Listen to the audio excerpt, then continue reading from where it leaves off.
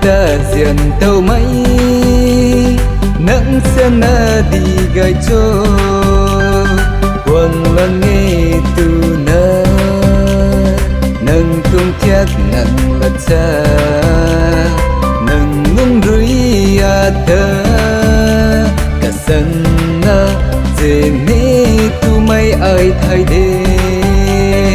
nắng rui ở khâu xa bắt cắn mây giấc na đê gần là dù bằng khâu ai rui nắng khăng gai liền mây đê aku mai gan cho nắng hay khăn nắng lướt xa nắng lướt xuân mây bằng khâu ra đau xuân đau bóng khăn mây chợt mặt đã chú lâu thay lầu mây quay rui nắng hay ở khăn su na buông và mây muốn quăng chiều đi thế gần đi mây rui thay bằng cơn điệu thơ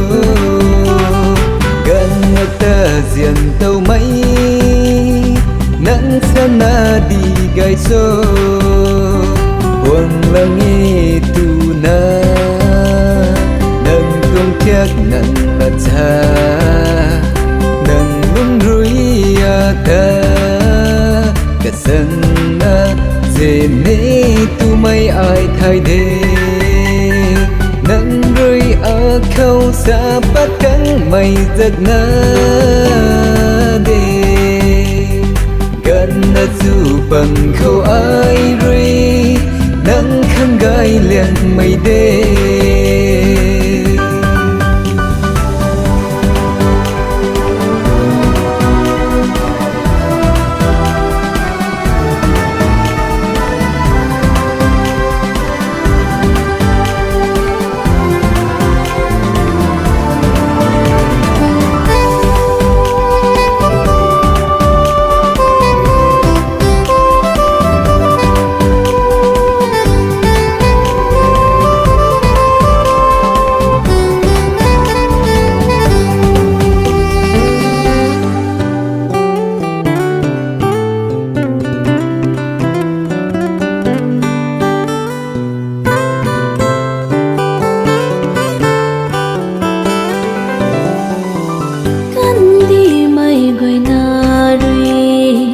nắng hay ở cung mây in gan cho tụ nan băng nắng sân tăng lăng nghe bay chắc mây ni tai na ngó kim là dù ở dù dâm tụ na quay băng khâu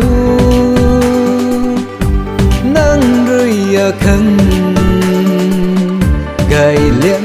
mây đê xiên bực xí ni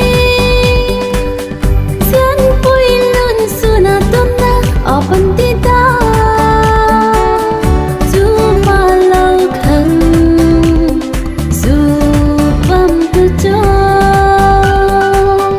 à lung linh rui nâng ta cả sáng na chân nề lung xí la